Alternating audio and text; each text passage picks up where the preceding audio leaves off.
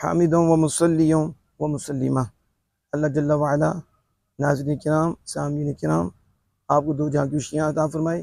جو یہ دینی میسیج کو آگے فالور کر رہی ہیں، پہنچا رہی ہیں، دعا کرتا ہوں کہ اللہ پاک انہیں ہر گھڑی ہر لمحہ اپنی رحمت نصیب فرمائے، ان کی دین و دنیا بہتر فرمائے۔ وہ دین کی اشاعت کر رہی ہیں اور کرتے رہیں، اور ساتھ عمل بھی کرتے رہیں۔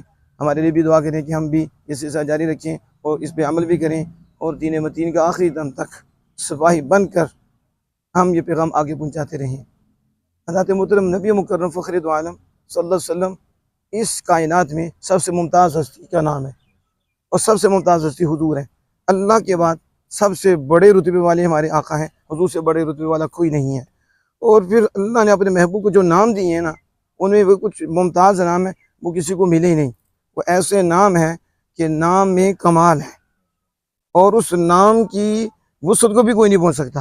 اس میں ایک نام اللہ نے اپنے محبوب کو محمد دیا صلی اللہ علیہ وسلم۔ اتنی عظمت والا نام ہے، اتنی عظمت والا نام ہے۔ میں ایک جملہ کہوں نا کہ مجھے کو پوچھے نا محمد کسے کہتے ہیں، تو میں کہتا ہوں جنہوں کی تعریف تو کوئی نہ رچے۔ میں کیا کہتا ہوں؟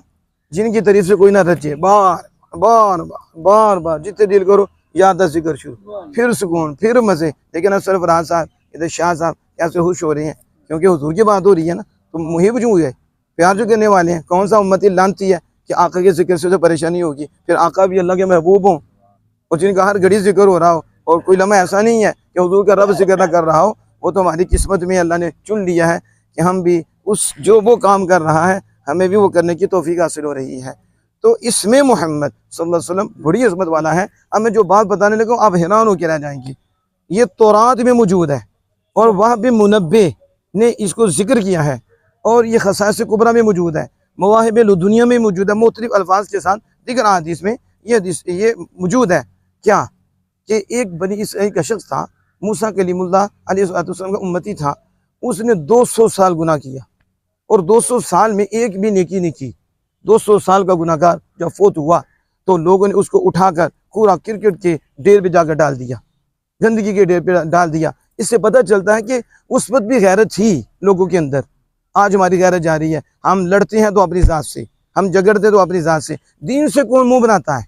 بچے نماز نہ پڑھے تو مسئلہ کوئی نہیں، بچے ہماری بات نہ مانے تو مسئلہ بن جاتا ہے۔ بچے قرآن نہ پڑھے میں مسئلہ کوئی نہیں، جب ہماری بات نہ مانے تو مسئلہ بن جاتا ہے۔ ہماری تو ذاتیں آ گئی۔ اس وقت پتہ چلا کہ اس وقت بھی یہ مزاج تھا کہ لوگ نفرت کرتے تھے تو شریعت کو دیکھ کے کرتے تھے کہ وہ 200 سال کا گناہ گار تھا تو کوڑا کرکٹ کیوں پھینکا؟ کیونکہ رب کا نافرمان تھا، تو ادھر پھینک دیا۔ جب پھینکا تو اللہ پاک نے موسیٰ کلیم اللہ علیہ السلام کو وہی فرمائی، موسیٰ وہ میرا بندہ ہے، اللہ اکبر، وہ میرا بندہ ہے، موسیٰ اسے کفن دفن دو، اس کا جنازہ پڑھواؤ۔ کہا مالک لوگ تو کہتے ہیں یہ 200 سال کا گناہ گار ہے۔ آپ اس کی حقیقت تو واضح کر دے۔ اللہ جل وعلا نے فرمایا وہ تو بات ٹھیک ہے، یہ 200 سال کا گناہ گار ہے موسیٰ، لیکن اس کی ایک نیکی بھی ہے۔ وہ کیا ہے؟ اس کی نیکی یہ ہے، کلما نشرت تورات، جب یہ تورات کو کھولتا تھا، جب بھی، یہ کلما میں یہ نہیں ہے کہ ایک دفعہ تورات کھول لی، جب کبھی یہ تورات کھولتا تھا، ناظرہ الی اسم محمد صلی اللہ علیہ وسلم فنظر الی اسم محمد، وہ اس کی نظر آمینہ کے لال کے نام پہ پڑ جاتی تھی۔ اس کی نظر جب رسول اکرم صلی اللہ علیہ وسلم کے نام پہ پڑتی تھی تو میرے شاعر صاحب فرماتے ہیں حضور کا نام ہی ایسا ہے کہ بندہ بے ساختہ چوم لیتا ہے، یعنی حضور کے نام میں بے خودی ہے۔ کیا ہے؟ بے خودی ہے۔ جب بھی حضور کا نام بندہ چومتا ہے، گردن چکاتا ہے، یہ کیا ہے؟ یہ بے خودی آ جاتی ہے آپ کے نام سے۔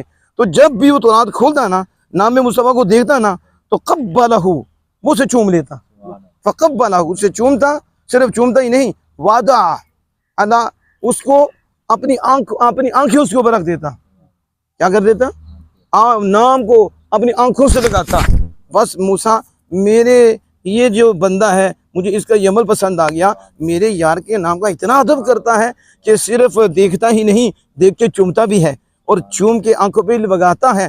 میں نے اسی وجہ سے موسیٰ اس کی بخشی فرما دی ہے، اس پہ کرم فرما دیا ہے۔ پر اتنا نہیں، موسیٰ دفن تو بعد میں کرنا ہے، میں نے 70 حوروں سے اس کا نکاح بھی کر دیا، 70 حوروں سے اس کا نکاح بھی کر دیا ہے۔